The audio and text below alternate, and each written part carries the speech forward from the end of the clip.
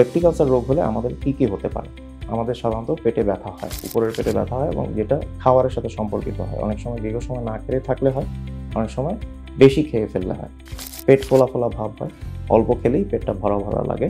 যদি জটিলতা দেখা দেয় কিছু কিছু ক্ষেত্রে রক্তক্ষরণও হয়, যেমন রক্তবমি হতে পারে, পায়খানা কালো হতে পারে। আসসালামু আলাইকুম সুধী দর্শক, আমি আপনাদেরকে পেপটিক আলসার রোগটি নিয়ে কিছু কথা বলবো।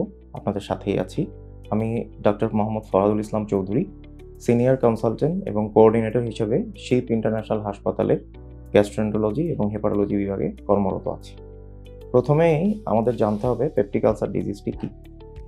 যেমন আমাদের মুখগহ্বর থেকে পায়ুপথ পর্যন্ত যে কোনো স্থানেই আলসার হওয়া বা ক্ষত হওয়াকে আমরা পেপটিক আলসার বলি। সাধারণত পাকস্থলী এবং ক্ষুদ্রান্তের প্রথম অংশে এটি বেশি হয়ে থাকে।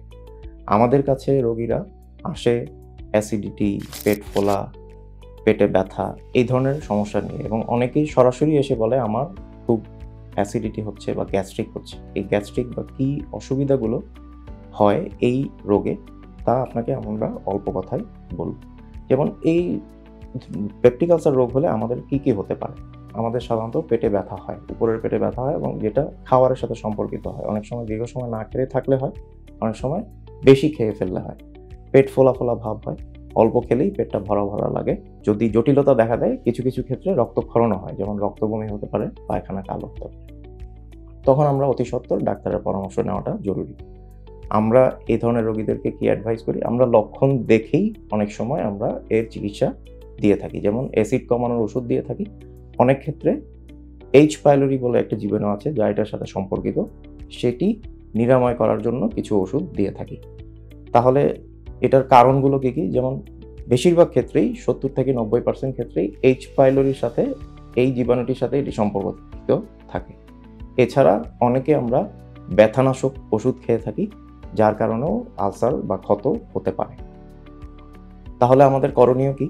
আমাদের যদি এই ধরনের কোনো লক্ষণ দেখা যায়, হয় আমরা বিশেষজ্ঞ চিকিৎসকের পরামর্শ নিব, অথবা যদি কোনো কারণে রক্তবমি বা কালো পায়খানা হয়, সাথে সাথেই তৎক্ষণাৎ আমরা বিশেষজ্ঞ চিকিৎসকের পরামর্শ নিব।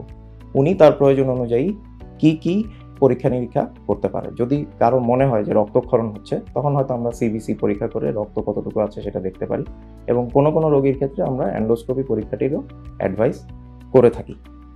আর ঔষধ দেওয়ার ক্ষেত্রে আমরা অবশ্যই ওষুধ খাওয়ার ক্ষেত্রেও আমরা চিকিৎসকের পরামর্শ অনুযায়ী ওষুধ খাবো। আমরা যেমন ওমিপ্রাজল গ্রুপ বা আমরা এইচ পাইলোরি ইরেডিকেশনের জন্য কিছু অ্যান্টিবায়োটিক আমরা অনেক ক্ষেত্রে ব্যবহার করি।